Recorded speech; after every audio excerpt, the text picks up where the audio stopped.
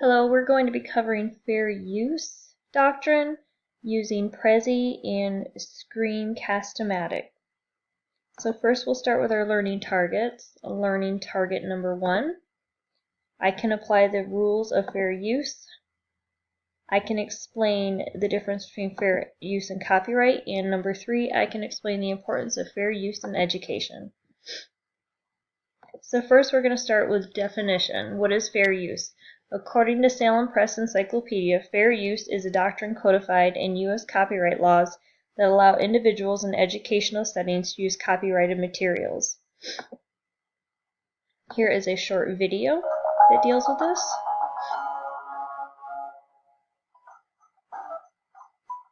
In today's digital world, it's easier than ever to copy, paste, mash up, remix, download, and publish content. People's writing, artwork, videos, and images can be inspiring, but they're also easy to take without thinking twice. When people treat the internet like a free-for-all, legal and ethical situations can arise. That's why it's important to know about copyright and fair use. It will help you give and receive credit where credit is due. So what's a copyright? Copyright law protects your control over the creative work you make. It requires people to get your permission before they copy, rework, or share what you make. Most things that you find, download, and copy and paste from the internet are copyrighted. That doesn't mean that everything online is on lockdown and can't be used. It can, as long as you check who owns it, get permission to use it, give credit to the creator, buy it if necessary, and use it responsibly, then you're not stealing. Now, there are times when you can use a small part of someone else's copyrighted work without permission or paying a fee. This is called fair use. Fair use only applies when using content in certain instances: schoolwork and education, news reporting, criticizing or commenting, and comedy or parody. Specific guidelines, what we call the 4 points of fair use, must also be followed. First, you can only use a small amount of the work. Second, you have to add new meaning to the work to make it original. Third, you need to rework it and use it in a totally different way. Finally, you have to use it for nonprofit purposes. In other words, you can't make money off of any creation. No matter what, it's a good idea to give credit to the creator of the work you use. It's just a sign of respect. So what should you do if you find something online that you want to use? As a rule of thumb, check who owns it, get permission to use it, give credit to the creator, buy it if necessary, and use it responsibly, which means judging for fair use. You're a creator, innovator, and inspirer. Think twice about your rights and responsibilities in our online culture, and then pay it forward.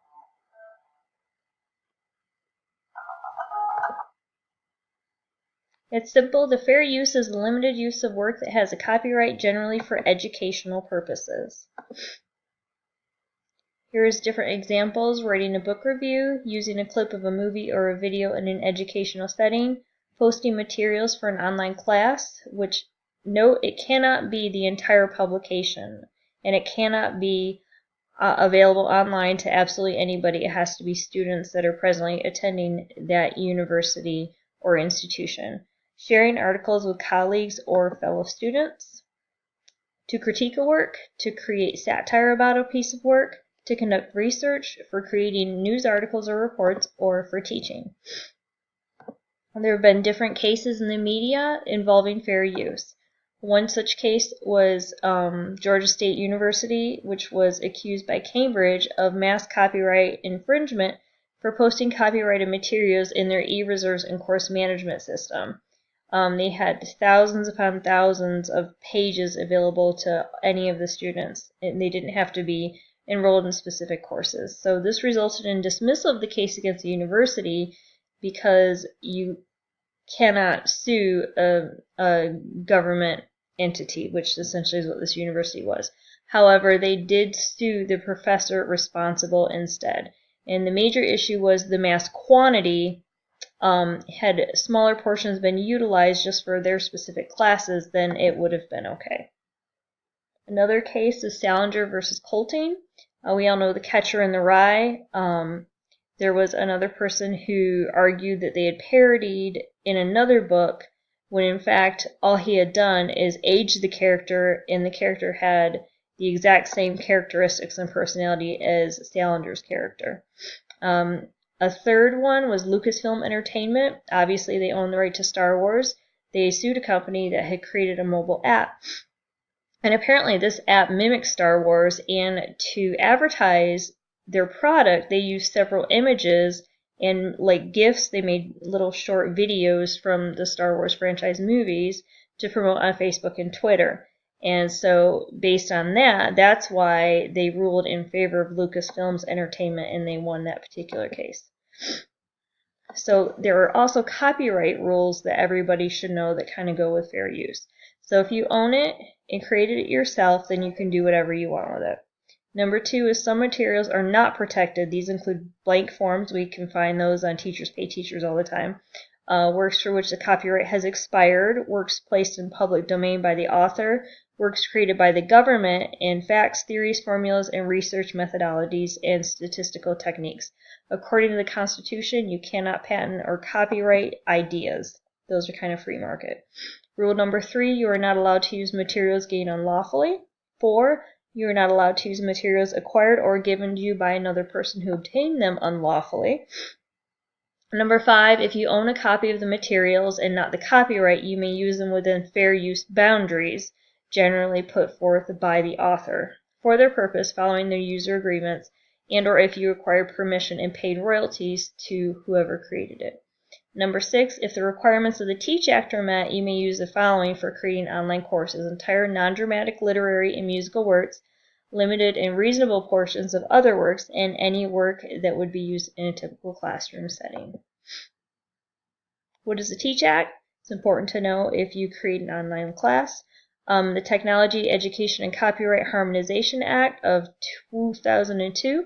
This applies to distance education courses only, allowing for similar transmittal of works that would be available in traditional settings. Notes to keep in mind. Use no more than 6% of a work. That seems to be a general rule. Definitely don't ever go over 10%. Only make materials available to current students who are enrolled. Fair use prefers nonprofit at all times. Access to work for a limited time frame. Definitely don't use it indefinitely. So why is this so important? Well, in K through 12, it's important, especially when you have the introduction of the internet. We're talking about flipping classrooms and hybrid classes, and obviously the TEACH Act would probably apply as well. We are exposed to a plethora of different online resources. They're often free, and we kind of need to know and set the example for our students who are also able to utilize the internet and all of this information and show them and guide them on Fair Use Act practices. In higher education, we're able to use it as well. Particularly, it's more suitable for hybrid and online courses. Different forms of media can be made available to include certain videos and publications, as long as it's for limited use again, and only for students that are enrolled in that particular class or that institution. It also allows for academic expansion on existing theories or studies, which is very important, obviously, in academia, as well as criticism. If there's any doubt, always check with the author first. And here's our list of resources that were used, and thank you very much.